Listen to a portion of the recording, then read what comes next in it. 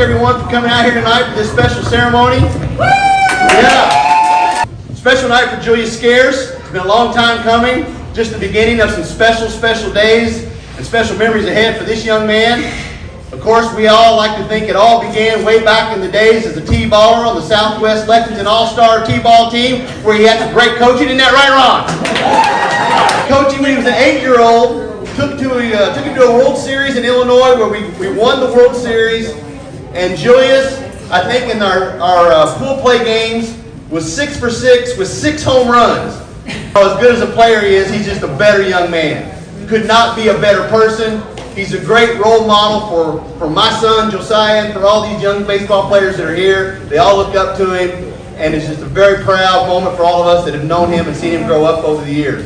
So with that, we want to introduce now his hitting coach, Chip Poteet, to say a little bit more about Julius.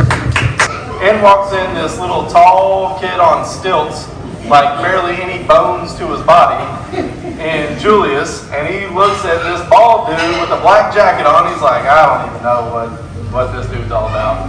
So, lo and behold, he comes in, and Julius and I, we hit it off from the start. This kid has this drive, work ethic that if you know, you know. And the only way I can equate that is, if you know you can cook, you can cook. If you know you can hit, you can hit. If you know you can field, you can field. And if you're good at anything else, that's what you're meant to do. This boy is meant to play baseball. Julius is the epitome of what I would call a student athlete. I don't know if y'all saw his recent Twitter post, but it was him holding his little dog, getting the Student of the Month award, you know.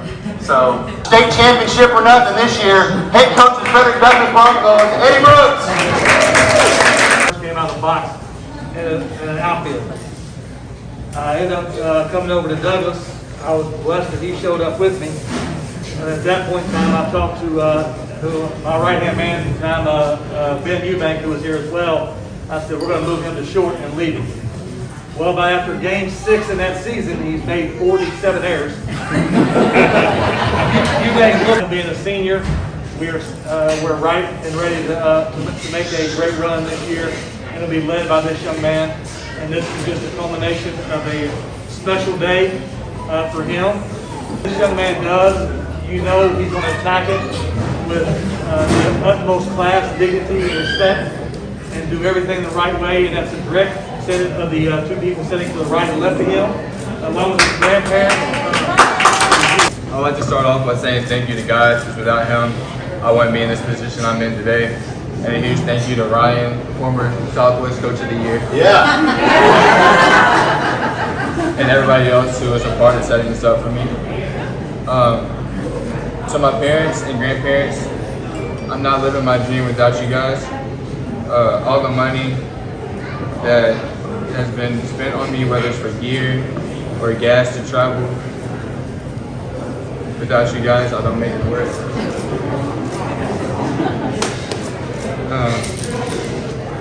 From Dad taking me to the field to get work in, to my mom being my biggest cheerleader behind the fence. It really means a lot to me.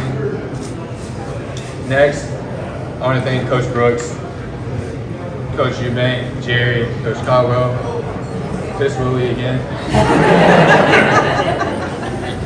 All of you guys took me in with open arms as an 8th grader at Station. You guys worked with me, turned me into the player and the man I am today.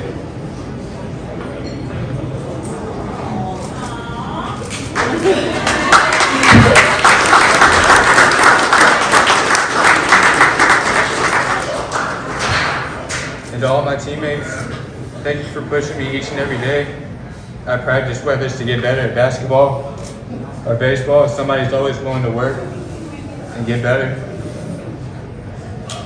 And finally, I'd like to thank Coach Minge and the whole staff at the University of Kentucky for giving me the chance and opportunity to live a lifelong dream.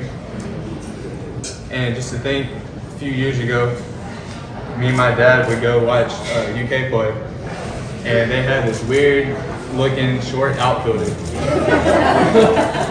by the name of Marcus Carson.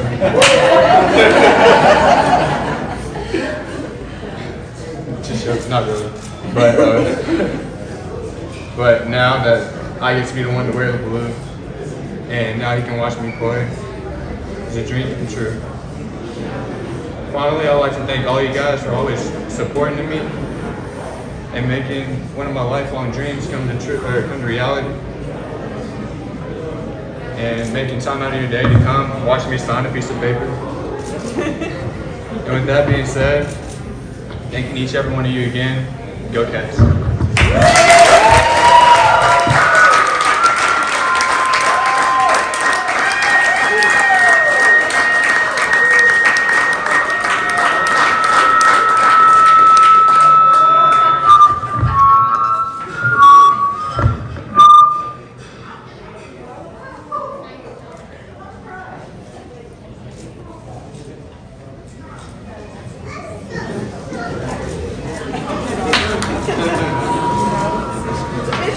There it is. It's official. Big round of applause.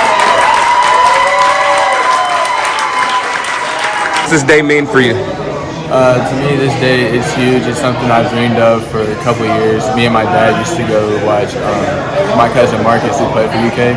We used to go and watch games and watch him play, and I always used to think, imagine if I could be there and doing the same thing he's doing, and now I get to do that. What are your expectations going into your freshman year? Kind of setting low expectations. I don't want to get my hopes up too much, but I just want to go in there and try to compete each and every day, trying to earn my spot. I like what Coach Mintz has going on. You know, D1 people think you get a lot of gear, but his rule is you have to earn it. You have to work for it, compete every day in practice. So. You model your game after? I model my game after, I would say more either a Brandon Phillips or Tim Anderson. I know they're both middle infielders.